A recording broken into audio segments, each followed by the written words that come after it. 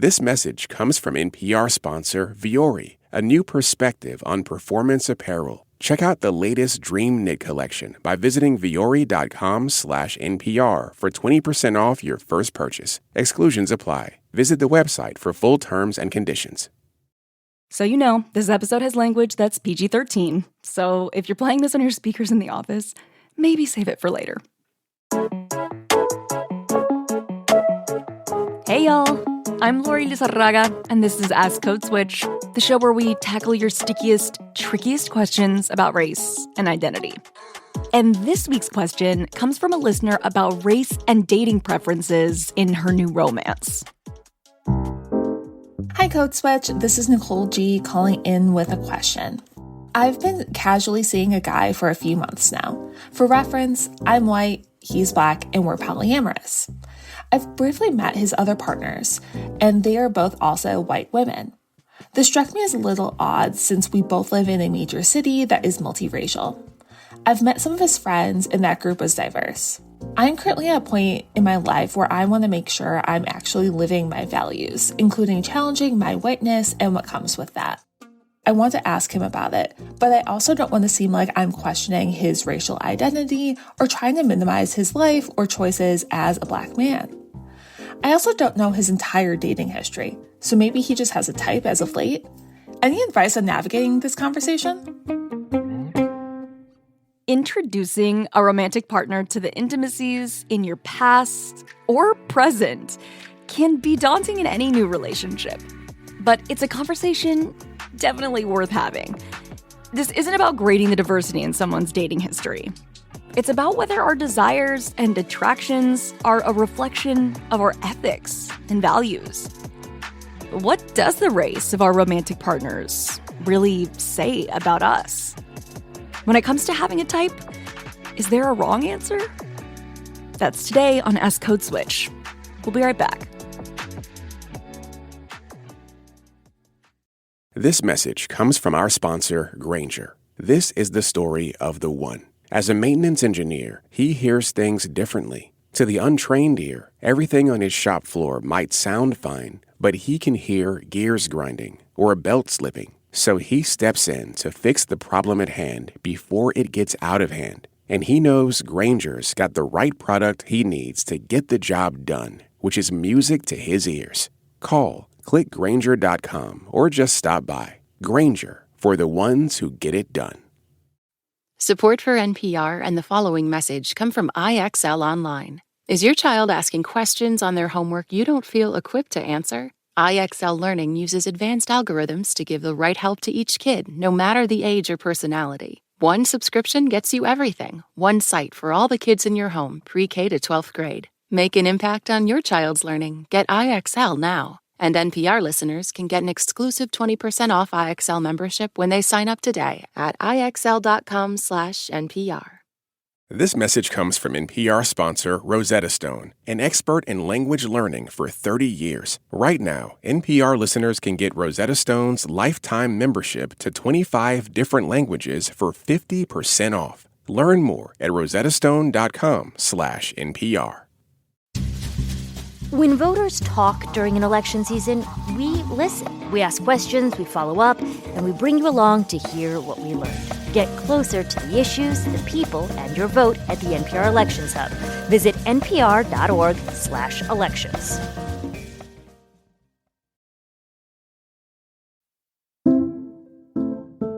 I'm Lori. This is Ask Code Switch. Okay, today's question comes from our listener, Nicole, a white woman who's been dating a black man in a casual poly relationship the last few months. But after learning that all three of his partners, like herself, are white women, she's been trying to figure out how to talk to him about that. Would I have this conversation with white partners? Like, am I just thinking through this because we're in an interracial relationship? If I'm being fully honest, I don't know if I would have thought about it before being in this particular situation. Nicole says she wants to live her values and challenge her whiteness, right? And it sounds like challenging whiteness in this relationship means asking her black partner if he's challenged the role of whiteness in his. So where should Nicole start?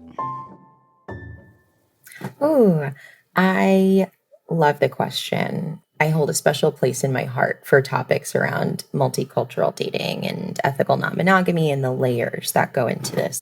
The answer is almost always therapy. I think across the board, I do encourage, and a lot of folks seek me out to have these conversations. Veronica Chinhing Michaluk is a New York-based therapist who specializes in gender and sexuality. I asked Veronica, as a queer, sex-positive, and BIPOC therapist with a gentle approach, to help us unpack this question, starting with, are there best practices for navigating conversations like this, especially with an intimate partner? So first things I'm thinking of are words can convey a lot. So the first bit of advice would be to open up the question to set up a successful dialogue. In other words, the goal is to start an open conversation, not an interrogation. So being able to eliminate closed-ended questions or judgmental words, eliminate words like only, like not a yes or no question. If the question ends in like, do you do this or do you not do that? Or do you only do this? Do you only date X groups? That is going to close down the conversation. And then also to really get to the heart of these conversations, I think it requires knowing where we come from too. Knowing where we come from. That second suggestion Veronica made is for Nicole to do a bit of self-reflection. What is it about the situation and her own relationship history that's bringing up certain feelings? It sounds like they're concerned right now about like the uncertainty and the information they don't have. So where can they be curious? Where can we shift concern to curiosity? Where can they be curious around why they're at this point in their journey of anti-racism and what came before? What were some of the stumbling blocks? Where can they give themselves grace? Where can they give their partner grace for where he might be? As with everything, remember, time and place also really matter. Just asking a partner to grab brunch or go walk around to the park and schedule some time in to intentionally explore previous dating histories or all of the messaging from families that went into who we're supposed to love and who we're not allowed to be in relationship with. Those can really be fruitful conversations in figuring out if someone is values aligned, which is what I hear the caller is really trying to ascertain is this partner who may have sexual chemistry, may have like emotional intimacy and all of the other things that feel so nourishing and wonderful. If they're not values aligned in a way that allows her to grow and challenge her whiteness or combat white body supremacy and the day-to-day, that might be a deal breaker for this caller too. So there doesn't necessarily have to be an answer to like break up or stay together. I think this is like such a great intro into the first of many conversations. Whenever clients come to you with questions like this, surely about, interracial dating, and it is from the approach of the white partner and the white perspective, do you find there's a level of timidness or tension or fear or a feeling of walking on eggshells? Yeah, I would say it's not limited to just white presenting clients. So we really do receive a lot of folks looking for permission to build out their erotic blueprints, their relational blueprints. So when someone comes in, it's like, can I have this conversation about race? My first question is like, sure, why? What are you trying to, yeah. And because I start from the non-judgmental openness, we can work out the kinks and, deal with the shame. We can deal with the judgments that are coming up. And by deal with, I mean, not repress, but like literally critically examine over the course of a length of time. Sure. So we really have to be gentle and interrogate the entitlements and privileges in a way that isn't doubling down on shame and closing the conversation. If we could suspend that uncertainty and hesitancy and kind of look inside ourselves somatically, what's in our body, what's baked in our bones, oftentimes there's a blueprint for being able to relax and regulate. And in that state of regulating after the crisis is where clients start to figure out their values around like, okay, I survived how horrible this felt.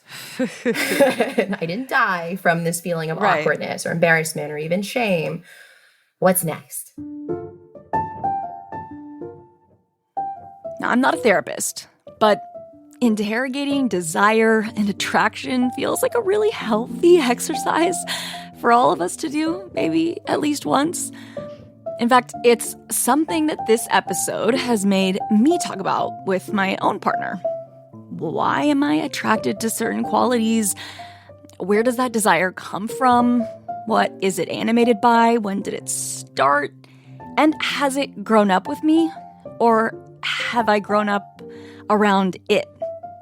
All of that has really been worth digging into, which made me want to ask Veronica, what is the difference between someone's type versus fetishization? If this person that Nicole is dating tells her he does prefer dating white women or has a history even of dating mostly, if not exclusively, white women, what is your advice then? I can start by saying someone's type might differ from a fetish in that a fetish is something that a person typically associates as a necessity, a core component to their erotic needs. I'm just curious about the why. So if he says, yes, I only date exclusively, I have this explicit criteria, I wonder if there's a conversation around making sure that Nicole doesn't feel pedestalized, and not in a way that the BIPOC partner has to change his behavior, but in a way where Nicole could move accordingly. Maybe it's de-escalating the relationship until she gets to know him more and to establish trust that, he's values aligned. Because I think this really goes down to values alignments. And right. So then let the deal breaker not be in the response and let the solution be in how Nicole is learning from the experience, or how anyone who's having this tough ass conversation is learning from the experience, because there's usually a gift in there to be able to learn about how to talk to another person about who they've loved and been intimate with, had sex with, what caregivers, grandparents might have said around safety. I was told it was safer. We were marrying up if we were to connect with a white-bodied person. Absolutely. Yeah, so being able to unpack that with folks and having conversations that feel on brand for their ethics and values. And if you take anything from this, it's be kind and minimize cruelty where you can. How to start the convo really directly, consent forward, always offering opportunities for a person to say, no, not right now. I haven't eaten, haven't had water, had a really rough day at work. It's 9:00 at night. We're in the middle of the intermission at a Broadway show. Not the right time. We're at the club. We're at the club. Can't hear you. Sensory nightmare. Totally. So definitely keeping neurodivergence in mind, keeping all of our identity markers in mind. To keep that in mind, we have to slow down. It's okay to run it back and return to the conversation over and over again, passing it through different lenses and vantage points. And that's what I would do in therapy with clients.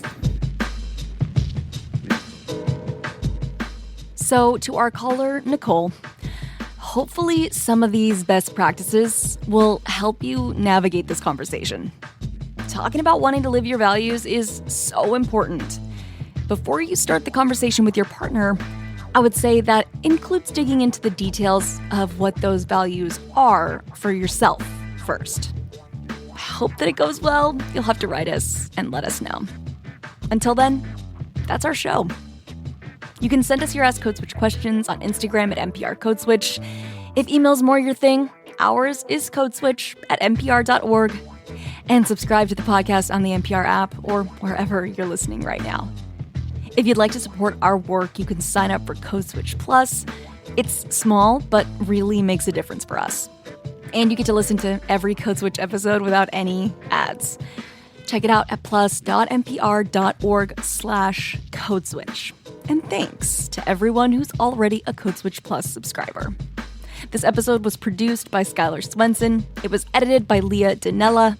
Our fact check was done by Aida Porosad.